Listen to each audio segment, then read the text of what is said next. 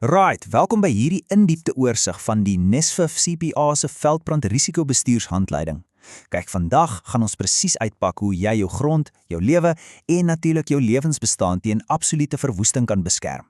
Ons mors nie tyd nie, so kom ons duik reg in. Ons moet net eers afskop met 'n bietjie wel angswekkende wetlike realiteit van die nasionale wet op veld- en bosbrande. Dit is krities om te verstaan. Normaalweg is jy mos onskuldig totdat jy skuldig bewys is, reg? Maar as 'n vuur van jou eiendom af versprei, draai die wet dit heeltemal om. Hulle aanvaar outomaties dat jy nalatig was, tensy jy self die teendeel kan bewys. Met ander woorde, jy is letterlik skuldig totdat jy jou onskuld kan bewys. Geen grakkies nie. So, hoe beskerm jy jouself teen hierdie massiewe regsdreigement? Wel, die hof verwag basies dat jy soos 'n sogenaamde redelike persoon moet optree. Hulle verwag nou nie van jou om 'n professionele brandbestryder met onbeperkte hulpbronne te wees nie, maar te verg wel 'n fyn balans. Jy moet jou voorbereidings, dink hier aan brandpane, behoorlike beskermende klere en opleiding, balanseer met jou wetlike plig om brande te voorkom en te beveg. Dis soos 'n skaal wat jy derentyd gelyk moet hou. Goed, om jou ten volle gereed te kry vir die inkomende brandseisoen, gaan ons vinnig deur 6 hoofstukke draf. Die wet en jou BVB, reëls en standaarde, brandgedrag en die FDI, hoe om te rapporteer en reageer, risikokaartering en natuurlik die pad vorentoe. Hoofstuk 1. Die wet en jou brandbeskermingsvereniging of BVB.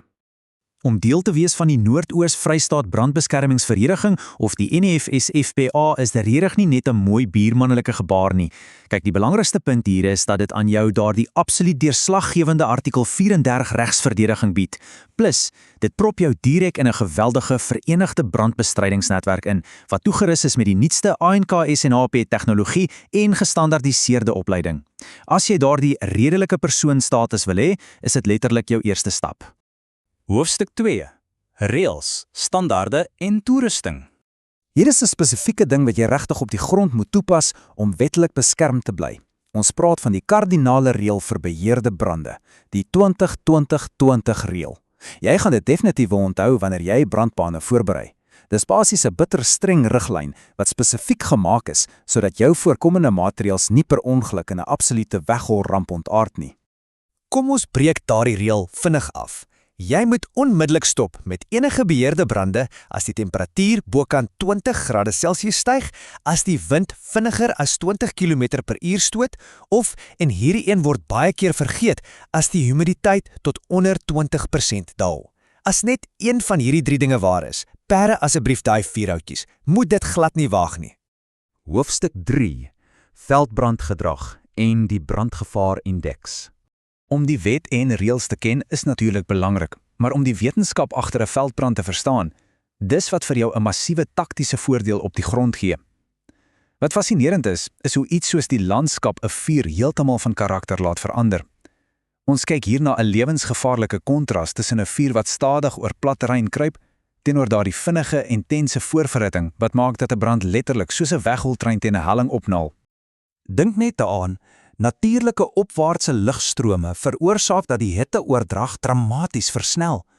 Omdat die vlamme die onverbrande gras of veld direk bokant hulle as dit ware voorverhit, droog daardie brandstof in sekondes uit en ontsteek byna oombliklik.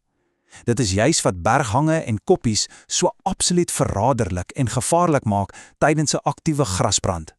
So om hierdie daaglikse risiko behoorlik dop te hou, is dit letterlik jou plig as 'n redelike grondeienaar om die brandgevaar-indeks, oftewel die FDI, soos 'n hawik dop te hou. Kyk veral na daardie 14 uur namiddag tydaanduiding. Hoekom? Want dis wanneer die kwik uitslaan en die mielietyd gewoonlik op sy heel laagste is. Die kleure wys onomwonde vir ons of omstandighede veilig is vir 'n koue brand en of ons met 'n uiterste rooi waarskuwing noodgeval te doen het waar alles gestaak moet word. Hoofstuk 4. Rapportering en reaksie. OK, so sê nou maar daardie vuur breek wel uit. Paniek is sonder twyfel jou grootste vyand en is presies hoekom gestandaardiseerde protokolle so vrek belangrik is.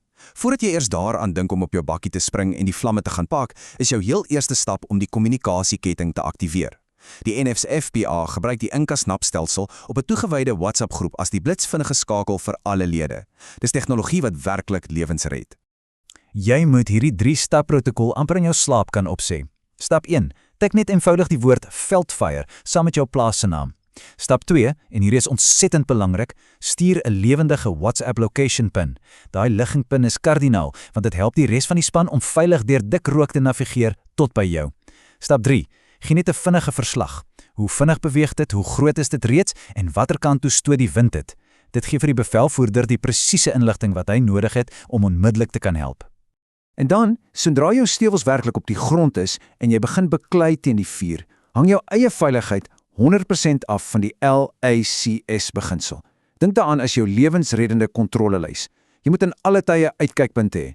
Jy moet omgewingsbewus wees. Kom ons wees eerlik, aanhoudende kommunikasie is ononderhandelbaar. Maak ook doodseker jy het 'n duidelike ontsnaproete geïdentifiseer en weet altyd, maar altyd, presies waar jou veiligheidssone is. As mens hierdie goed miskyk of ignoreer in die hitte van die oomblik, speel jy met lewens. Hoofstuk 5: Risikokartering en beplanning. Kom ons neem net so 'n tree terug vir 'n oomblik. Die werklike oorwinning teen 'n veldbrand gebeur nie as die vlamme reeds daar is nie. Dit gebeur maande tevore. Brandbestuur, veral in ons geweste, is nie iets wat jy net vinnig afhandel as jy eers die rook sien trek nie. Dis 'n voltydse verbintenis, 365 dae van die jaar. En die vereniging het dit regtig briljant vir ons opgedeel in 'n siklus van 4 duidelike aksieseisoene. Kyk net hoe mooi vlieg dit. Deur jou jaardoel gerig volgens hierdie riglyne te beplan, van daardie strategiese voorbereiding so tussen Februarie en April, tot by die sny en brand van bane in die vroeë winter, en dan is jy natuurlik slaggereed vir die hoë risiko brandseisoen vanaf Augustus. Ten slotte doen jy jou na-seisoenherstel in die somer. As jy hierdie ritme volg, sny jy stelselmatig jou plaas se kwesbaarhede uit, lank voordat die gevaar eers op die horison is. En dit bring ons by ons laaste hoofstuk, die pad vorentoe. Om alles vir ons so mooi bymekaar te trek. Die hele doel agter hierdie handleiding en wat ons vandag bespreek het, is om 'n landbougemeenskap te smee wat taai is, wat voorbereid is en natuurlik wetlik beskermd is teen daardie ondinkbare risiko's. En onthou, jy hoef dit glad nie alleen te doen nie. Jou verbintenis tot hierdie 5 kernbeginsels, die regsveerkragtigheid, wetenskaplike besluite, sterk kommunikasie, veilige taktiek en proaktiewe beplanning. Dit alles vat jou van 'n kwesbare geïsoleerde grondeienaar na 'n formidabele beskermer van jou eie grond en van jou bure sin. Dis spanwerk hierdie. So, nou dat ons hierdie komende droë seisoen reg in die oë kyk, is daar een baie spesifieke en harde vraag wat jy vandag vir jouself moet afvra. Het ek regtig alles moontlik gedoen om as 'n ware redelike persoon my plaas, my mense en my eie wetlike posisie te beskerm? Die gereedskap is hier en dis binne jou bereik. Jy moet dit net inspann. Bly veilig daar buite.